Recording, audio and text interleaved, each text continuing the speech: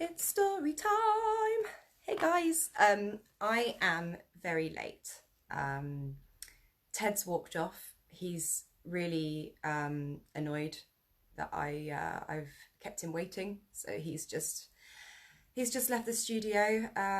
But luckily we are still joined with Mr. Robin in the corner, and Yusuf the unicorn is here. Yes, I am.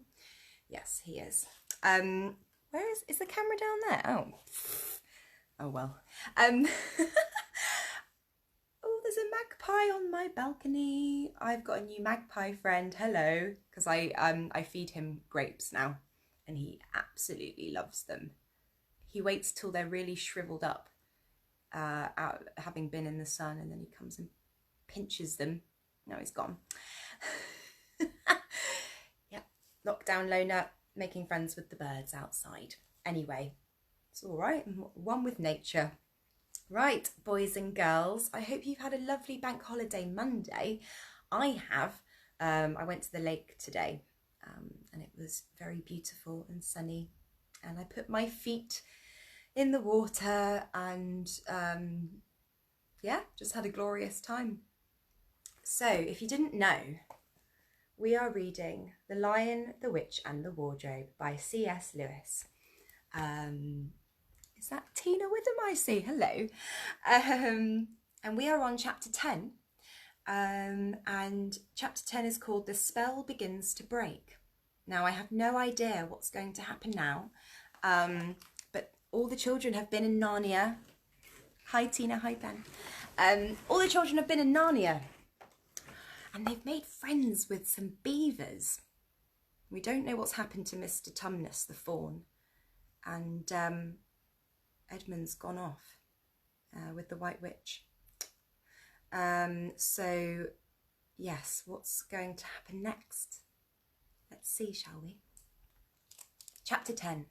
The Spell Begins to Break. Now, we must go back to Mr. and Mrs. Beaver and the 3 other children.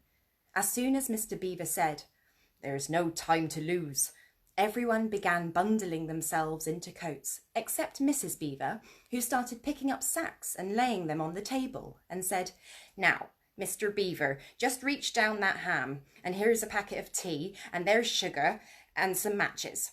And if someone will get 2 or 3 loaves out of the crock over there in the corner." "What are you doing, Mrs. Beaver?" exclaimed Susan. Packing a load for each of us, dearie," said Mrs. Beaver very coolly. "You didn't think we'd set out on a journey with nothing to eat, did you?" "But we haven't time," said Susan, buttoning the collar of her coat. "She may be here any minute." "That's what I say," chimed in Mr. Beaver. "Get along with you all," said his wife. "Think it over, Mr. Beaver. She can't be here for a quarter of an hour at least." "But we don't want as big a start as we... But don't we want as big a start as we can possibly get," said Peter, "if we're to reach the stone table before her?" "You've got to remember that, Mrs. Beaver," said Susan. "As soon as she has looked in here and finds we're gone, she'll be off at top speed."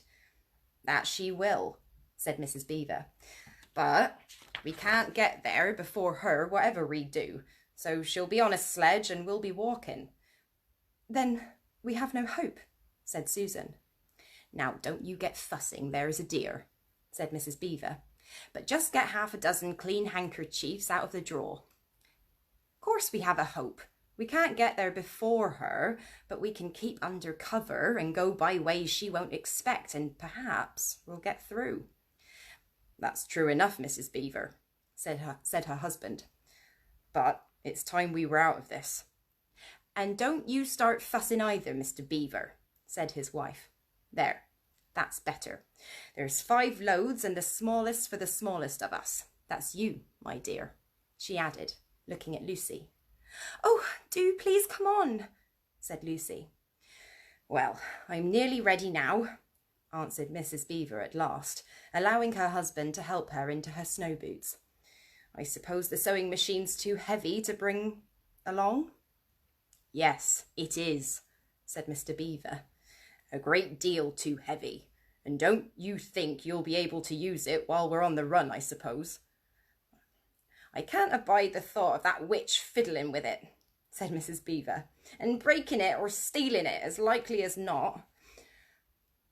"Oh, please, please, please do hurry," said the 3 children.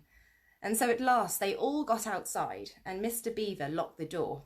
"It'll delay her a bit," he said, and they set off, all carrying their loads over their shoulders. The snow had stopped, and the moon had come out when they began their journey. They went in single file, first Mr. Beaver, then Lucy, then Peter, then Susan, and Mrs. Beaver last of all.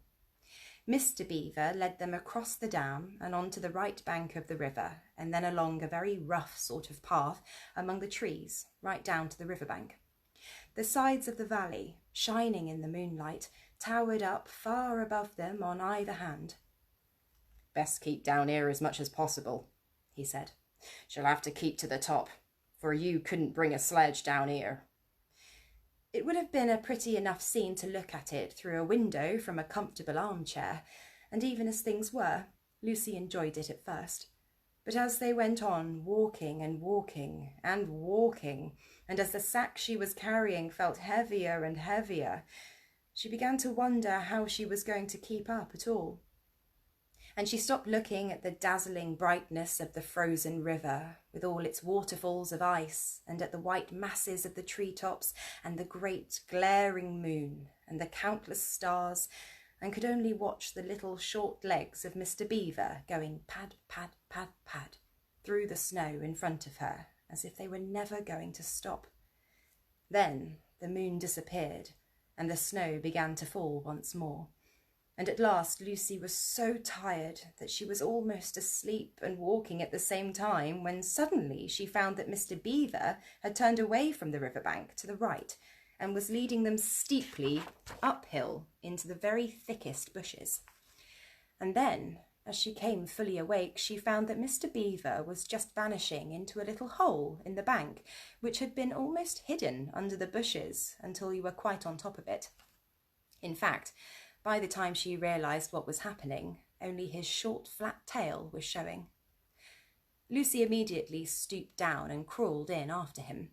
Then she heard noises of scrambling and puffing and panting behind her, and in a moment all 5 of them were inside.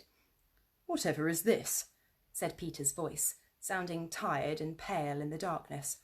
I hope you know what I mean by a voice sounding pale. "It's an old hiding place for beavers in bad times," said Mr. Beaver, "and a great secret. It's not much of a place, but we must get a few hours' sleep." "If you hadn't all been in such a plaguey fuss when we were starting, I'd have brought some pillows," said Mrs. Beaver.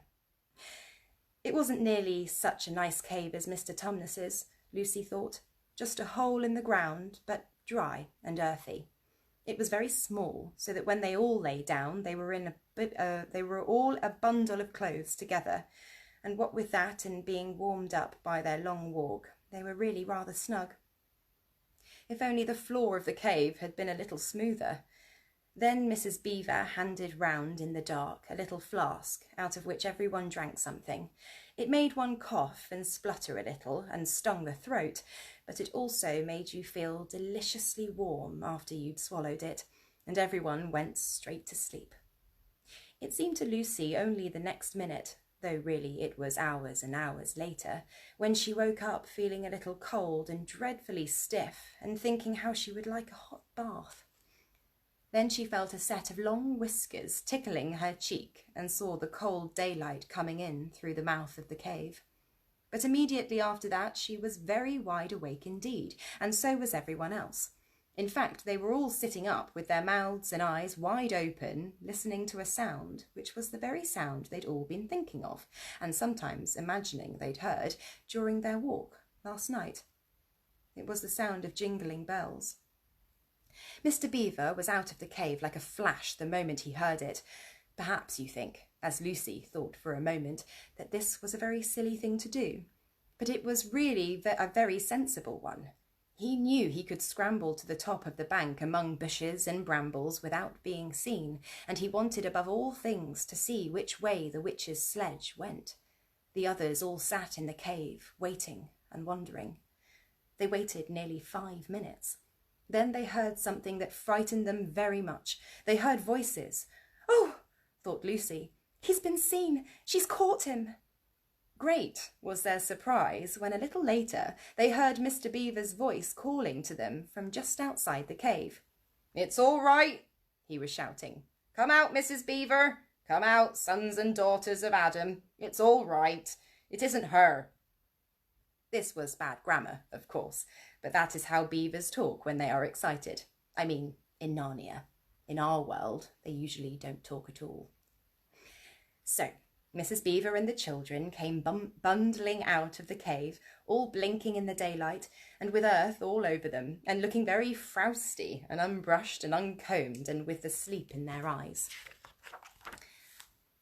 "Come on," cried Mr. Beaver, who was almost dancing with delight. "Come and see. This is a nasty knock for the witch.